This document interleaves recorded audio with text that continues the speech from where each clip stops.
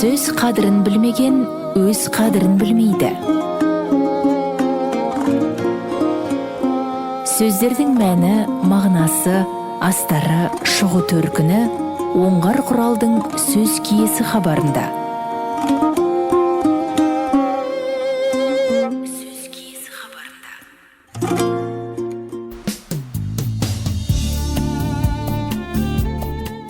Ассалаумағалейкум құрметті радио тыңдаушылар. Қазақ тілінің кейбір өзекті мәселелеріне арналған хабарымыздың жалғасын тыңдаңыздар. Әл-Фараби атындағы Қазақ ұлттық университетінің оқытушысы, филология ғылымдарының докторы Орынай Жұбаймен өткізілген сұхбатымыздың барысында Ахаң Ахмет Байтұрсынұлы жазған қазақ тілінің емлесі туралы да сөз болған еді. Реті келгенде біз қонағымыздан қазіргі кездегі латын графикасына көшу керек деп жатқан тұста қандай қағидаларды басшылыққа алу керек екендігі жөнінде пікірінде сұрай кеткен едік. Құдайберген Жұбановтың жазбаларын оқысаңыздар, бізде қазақ даласында жазу ауыстыруға үлкен талас болды. Ахмет Байтұрсын әрине араб жазуы. Араб жазу болғанда ол қазақ жазуы деп атады, себебі ол араб жазуындағы бас артық әріптерді алып тастады. Араб жазуында жоқ қазақ тіліне ғана тән дыбыстарды енгізді, әріптерді енгізді. Мысалы, араб жазуында 3 қана дауысты бар, а, и, у, ал қазақ тілінде 9 дауысты бар, төл дауысты. Ахмет Байтұрсын өзінің еңбектерін соның бәрін жүйелеп керемет қылып жасады. Және оны Ахмет Байтұрсын өзі де айтады. Біздің жазуымыз бен емлемізде бүкіл Европа, бүкіл Америка тең келе алмайды дейді. Біздікі бұл керемет жазу, керемет емле дейді. Емле деген кезде қазіргі кездегі латын әліппесі туралы да айтпай кетпесек болмайтын сияқты да. Бұл өте даулы мәселе әрине. Бірақ сіздің ұстаныңыз қалай? Латын графикасы, латын әліпбиін егер біз қабылдайтын болсақ, қай бағытта, қандай ережемен қабылдауымыз керек? Әрине мен жекелеген әріптерді айтып жатқан жоқпын. Жалпы қандай ұстаным болу керек егер біз әліпбиді ауыстыратын болсақ? Қазір мына латын графикасында ең алдымен бір принципке байланысты. Қандай принципті басшылыққа аламыз? Кезінде Ахмет Байтұрсын 4 принципті білді. Айтты. Туыш жүйелі, дыбыс жүйелі деп айтады. Сонда оны қазіргі тілмен айтқанда дыбыс жүйелі деп тұрғанымыз фонетикалық принцип. Туыш жүйелі деп тұрғанымыз морфологиялық принцип. Қазір морфологиялық принципті мүлдем көзге алмайтын болды. Профессор Әлімхан Жүнісбектің еңбектеріне сүйенетін болсақ, біздің қазақ тілінде фонема жоқ. Ахмет Байтұрсын айтады, Елдес Омарттың еңбектерінде де бар, Телжан Шунановта да бар. Біздің тіліміз дыбыс жүйесінше дейді. Әрине бізде басқа да жүйелер бар дейді, бірақ негізгі басымдық дыбыс жүйесінше дейді. Және мына әліпбиді таңдаған кезде Ахмет Байтұрсынның керемет ойы бар. Сонда мына барлық бүкіл әліпбилердің бәрін, бүкіл жазудың бәрін екіге жіктейді. Таңба жүйелі және дыбыс жүйелі. Қазақ тілі дыбыс жүйелі дейді. Ал таңба жүйеліге кәріс тілінің, жапон тілінің, қытай тілінің иероглифтерімен бірге латын графикасымен жазылған ағылшындардың да тілін айтады. Себебі олар қазақша айтқанда ит деп жазып шошқа деп оқиды дейді. Мысалы, шынына келгенде ж-ны жазатын болсақ, біз з-х деп жазамыз, ш-ны жазатын болсақ с-х деп. Соны айтады. Олар атам заманнан келатқан дәстүрін сақтайды, сондықтан бұлар таңба жүйеліге келеді. Дыбыс жүйелі емес дейді. Ал біздің тіліміз дыбыс жүйелі дейді. Сондықтан осы жағынан келгенде біздер фонематикалық принцип емес, морфологиялық принципті басшылыққа алуымыз керек. Мысалы, сіз мынаған келісесіз, осы егер латын әліпбиіне ауысатын болсақ, біз өзіміздің тіліміздегі жаңағы трактор деген сияқты орыс тілі арқылы енген сөздер көп қой. Соларды сол қалпында жазамыз ғой. Ал латын графикасында біз соларды сындырып жазып бере алатын ба едік? Жазып бере аламыз. Оның жүйесін бәрін Байтұрсындар бәрі жазып көрсетіп кеткен. Қай дыбыспен қай дыбыс тіркес алады. Қай дыбыспен қай дыбыс. Мен Орынборға барып баяндама жасағанда, Қазан қалаларына барып, Мәскеуге барып баяндама жасағанда слайдпен көрсетіп жатсадық қой. Соны біткеннен кейін бірінші зерттеуші қасымызға келіп, мынаны қайдан таптыңыздар? Мынау қалай сонда? Біз тауып отқан жоқпыз. Бұны Байтұрсындар айтып кеткен. Керемет, не деген керемет ғалымдар болған деп таңғалады. Қандай жүйе? Сендер ешқандай басқа тұрудың қажеті жоқ. Осы формулаға салып шығара беру керек қой дейді. Шындығында солай. Мысалы, біздің тілімізде сөздің соңында б, в, г, д дыбыстар келмейді, иә? Байтұрсын сол себепті бөледі. Ымыралы және ымырасыз деп. Ымырасыз дейтіндер жаңа б, в, г, д, ал енді ымыралы дейтіндер ж, з. Ж, з сөздің соңында келе алады. Тәж, қаз деген, жаз деген сияқты, қыз деген сияқты сөздерді.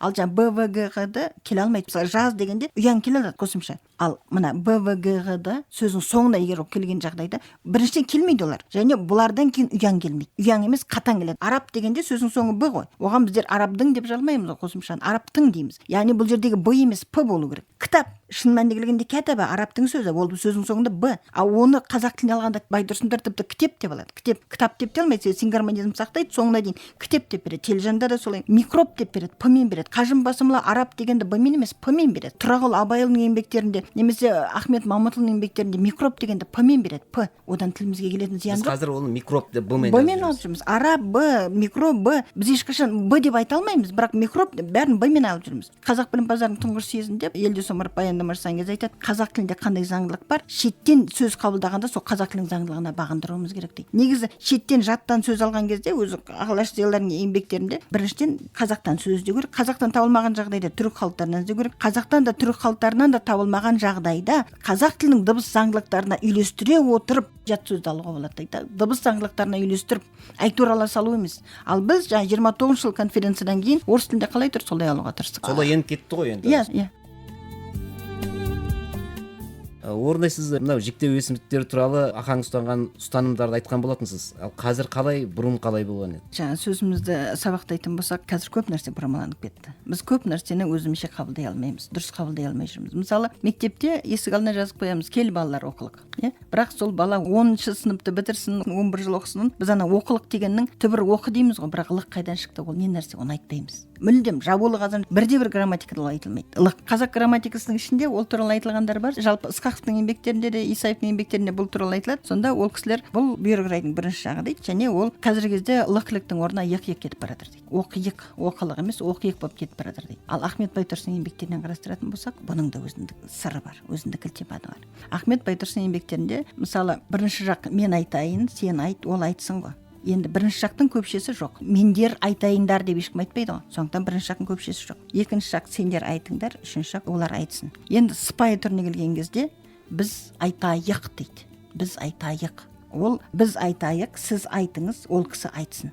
Және көпше түріне келген кезде біздер айталық дейді. Сонда Ыбырай Алтынсарин кел балалар оқылық, оқығанды көңілге ықыласпен тоқылық дегенде оқылық, тоқылық деп тұрғандағы лықлік ол сыпайының көпшесі болып тұр да. Біз осыған мән бермейміз. Және ол шындығында көп баланы шақырып тұр ғой. Сыпайы түрде көп баланы шақырып тұр. Ал біз қазір жекеше де мүлдем қолданбаймыз, және иық-иық жекеше тұлғаны біздер көпше тұлға ретінде қолданамыз. Қазір кел балалар оқиық деп айтатын болып тұр. Сол деңгейде болып қалып тұрмыз. Ана ненің мағынасын түсінбейміз де, ал енді өзіміздің қисса дастандарға келетін болсақ, қазір шыны керек біздің тіліміздің дұрыстығы осы қисса дастандары жақсы сақталған. Ол жерде редакцияланбаған. Ал 40-шы жылдардан бастап былай қарай жазушылар дұрыс қолданса да бұрмаланып кеткен тұстар көп. Иманды болсын біздің академик Рабиға Сыздықова апайымыз кетер кеткенше баралық, көрелік, тұралық деп сөйлеп келді. Үлкен кісілер лық-лікті қолданып келді. Ал кейінгі жылдарында әрине біздер қазір лық-лікті жазбада болмағаннан кейін жастарда қолданбайды. Мысалы, қисса дастандардың тіліне сүйенетін болсақ, хан ием алдыңызға арыз қылдық, айыпты мойнын қалып қарсы жүрдік, қылышың қолыңызда біз алдыңда еріксізде не десеңіз мойын сұндық. Мойын сұнып тұрған жалғыз адам. Қылышқа мойынсынып отырған, арыз қылдық, қарсы жүрдік деп тұрған жалғыз адам. Қарсы жүрдім, арыз қылдым деп тұрған жоқ, қылдық деп тұрса, ол ханның алдында тұр. Сыпайы сөйлеу керек, сондықтан ықтай айтып тұр, мойынсындық деп. Немесе жырау ханға келіп тұр. Абыз жырау сонда былай дейді. Көпті көрген кәрімін, біраз жырды жырлайық, аспандағы торғайдай алдыңызда сайрайық. Сайрайық, зарлайық, жырлайық дегеннің бәрінде көпше тұлғада. Қазірше айтқанда шын мәнінде бұл көпше тұлға сөйлеп тұрған жоқ, жекеше тұлғада сөйлеп тұр. Яғни біз бұндай мұраларымыздан осы дүниені тауып алуымыз керек та. Немесе неше жыл жапа шекті, отын тасып, сарғайды нұр сипаты қайға басып, бір күні енді үшеуі кеңес етті, өлсек те кетелік деп мұнан қашып. Үшеуі кеңес етті. Сонда өлсек те кетелік, кетейік деп тұрған жоқ. 3 адам болғаннан кейін кетелік. Сыпайы түрде қолданып тұр, кетелік деп тұр. Немесе патша айтты, сөзіне наналықпыз, қасына дәруіштің баралықпыз, тегінде мына сөзі бекер емес, мұның да фатихасын алалықпыз, көрелік ықыласын дұға қылса. Патша жалғыз жүрмейді ғой, қасында нөкерлері, уәзірлері болады. Сондықтан бірнеше адам болғанда көрелік, баралық, наналық, фатихасын алалық, лықты қолданып тұр. Қазіргі тілмен айтқанда біз иықты қолданып кетер едік. Баралық, алалық тұр. Себебі патша ол сыпайы сөйлеуге тиіс. Бұның бәрінде бекерден бекер емес. Ал енді лық-лік абайда тұнып тұр. Абайда көп. Бір дәурен кемдігінге бозбалалық, қартаймастан көрмелік, бойланалық, жастықта көкірек зор уайым жоқ дейміз бе? Еш нәрседен құр қалалық. Бүкіл өлең осы бір дәурен кемдігінге бозбалалық тұтасымен лық-лікке құрылған. Лық-лік Мағжанда да бар, Жүсіпбекте де бар, Абайда да бар, Ахметте де бар, бәрінде бар. Ал қазір біз грамматикада жоқ болғаннан кейін, оқулықта жоқ болғаннан кейін біз оны қате деп ойлаймыз. Жойылып бара жатыр ғой былайша айтқанда. Жойылып бара жатыр емес, соны жандандыруымыз керек. Осы парадигманы толықтауымыз керек қайтадан. Себебі бұл біздің тіліміз, ұлттық шынайы болмысымыз осы. Немесе кейбір өңірлерде қазір сақталып қалған ЛЛ түрінде. Мысалы, Пекинде барғанымызда сол жақта керемет диссертация қорғалды. Мысалы, түсімде жарым мені ізде деді, үмітті таппаспын деп үзбе деді. Сол үшін не қатерге де баста тіктік, жазғанын жаратқанның біз көрелі деп тұрды. ЛЛ түрінде сақталып қалған, жаңа лық-лік ЛЛ түрінде сақталып қалған. Бұл керемет нәрсе. Біздің тілімізде неге сақталып қалған нәрсе өте көп. Кейде біз оны диалекті деп менсінбейміз. Баралы, көрелі, тұралы дегенде күлеміз. Ой, диалекті деп. Диалекті емес, олар тіліміздің тарихи фактілерін сақтап қалған. Әуе толқынында сөз киесі хабары.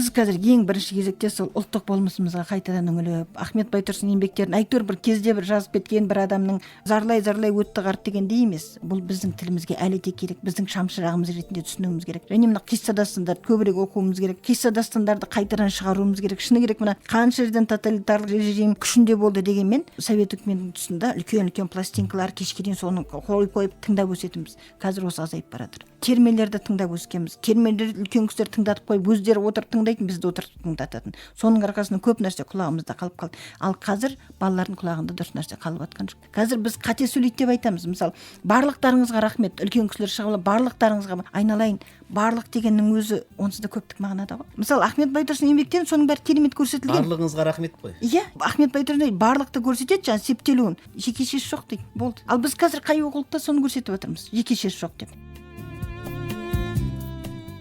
Қазақ ғылымының дамуының 4-ші кезеңі 1988 жылдан бері қарай кезең деп жіктеуімізге болады. Бұл кезде Байтұрсын бастаған алашшылардың еңбектері ақталып, өздері де ақталып, еңбектеріне тыйым салуын тоқтатылып, қазір ғылыми айналымда еркін бар. Біз кез келген уақытта сирек қолжазбалар бөліміне барып, жаңа еңбектер пайдалана аламыз. Енді сол еңбектерді біздер тек қана оқи салмауымыз керек. Оны ары қарай Абайдың сөзімен айтқанда көңілмен тоқып, көзбен емес, көңілмен оқып, соны ары қарай ғылыми айналымға түсіруіміз керек. Қорыта айтқанда, осы әңгімелеріңізді не түйіміз керек? Дастандарды қайтадан басып елге тарату керек. Ахаңның еңбектерін барынша халыққа насихаттау керек қой. Пекинде лекция оқуға шақыратын бұрынғы жылдар, соны бір жыл барғанымызда, олар бүкіл студенттер арасында жарыс ұйымдастырыпты. Сонда қисса дастандарды балалар жатқа айтты. Кәдімгі жерге отырып алып, жаңа Қобыландының монологтарын айтқан кезде бар ғой, кәдімгі керемет, арқасы тоқта деп шырылдатып, ана уақыттан асып кеттің, шектеу уақыты бір 40 минут па сондай уақыт беріледі. 40 минутта тоқтатуын айталар. Сондай жарыстарды біздер ұйымдастыру керек та. Себебі балаларға осындай нәрсе керек. Балалар мына құлақтарына құйып өсу керек. Кезінде академик Рабиға апай айтатын, біздер әншілерге, артистерге лекция оқитынбыз дейді. Сондай лекциялар ұйымдастыру керек қазіргі кезде. Қазір шыны керек, керемет әндерді тыңдағың келеді, бірақ қазақ тіліндегі үндестік сақталмайды, сингармонизм сақталмайды. Екі дыбыстың қатар келген дыбыстардың бір-біріне ықпалы ескерілмейді. Рабиға апай қол қойды дегенде ренжитін, қол қойды болу керек қой, лының әсері бар ғой. Сондай нәрселер айтылмайды да қазір. Бір жағынан оларды да жазғыруға болмайды. Айтып түсіндірмесе қайдан біледі олар? Әншілер енді барынша жеткізгісі келеді, дұрыс жеткізем деп керінше бүлдіріп атқанын ескермейді. Ғабит Мүсіреевтің керемет сөзі бар ғой. Сөздің киесін білмейтін адам, түсінбейтін адам білдіремін деп бүлдіреді дейді. Шындығында солай. Біздің тілімізде қазір бүлдіріп атқан нәрсеміз өте көп. Дұрыс ойымызды жеткіземіз деп кейде бүлдіріп алып атқан тұстарымыз өте көп. Осы жерде бізге әрине қайдан аламыз, негізді қайдан аламыз, оны қайдан табамыз дейтін нәрсе бізде алдымызда ашық. Яғни Ахмет Байтұрсын еңбектерін басшылыққа алуымыз керек. Сондағы ұстанымдар, европоцентризм араласпаған кездегі ұстанымдар, және Ахмет Байтұрсыновтар, Міржақып Дулатовтар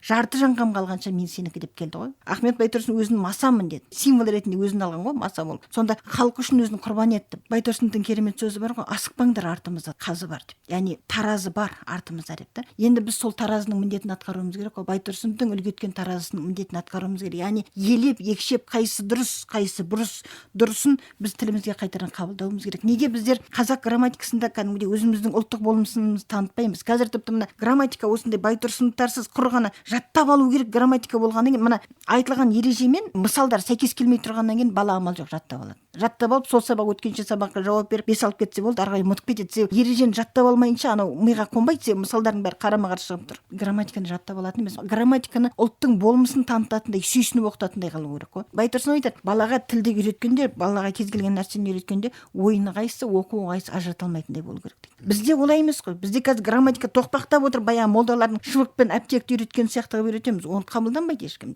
Ешкім қабылдағысы келмейді оны. Сондықтан біздер ұлттық болмысымызды таныта отырып, тарихымызбен байланыстыра отырып түсіндіретін болсақ, біздің тіліміз өте жеңіл. Үйретуге де, үйренуге де жеңіл тіл. Кезінде Байтұрсыновтың айтып кеткен ұстанымдарын тілімізге енгізетін болсақ, европоцентризмнен ада өзіміздің ұлттық грамматикамызды қалпымызға келтіретін болсақ, мына сөздің киесін ұғар едік. Мысалы, жіктеу есімдіктерін жөндеп алатын болсақ, мен әдейі сөздің киесі деген хабарыңызға әдейі жіктеу есімдіктерін алып келіп отырмын. Сөздің киесі бір-бірімізді сыйлаудан басталады. Егер бір-бірімізді сыйламасақ, онда сөздің байыбына бармаймыз, қалай болса солай сөйлейміз. Ал енді бір-бірін сыйлаған халық, бізде сыпайылық категориясы керемет сақталған, біздің дүниетанымызда сыпайылық керемет сақталған. Сондықтан бір-біріне біз, сіз, ол кісі деп мақсат түрде қолданған. Ол Байтұрсыновтың ойынан шығарып отқан нәрсесі емес. Сонда біздің тіліміздің кереметі, құдіреті бір ұлттық болмысқа тән қасиет жіктеу есімдіктерінде жатыр. Сондықтан тек қана жіктеу есімдіктер емес, жалпы бізде бұрмаланып кеткен, бұзылып кеткен тұстардың бәрін реттеуіміз керек, бәрін жөндеуіміз керек. Ол үшін әрине мысалдарды сол қисса дастандардан іздеуіміз керек, және Байтұрсыновтың еңбектерін басшылыққа алуымыз керек. Ой, жарайсыз Орынай, өте құнды мәліметтер айттыңыз.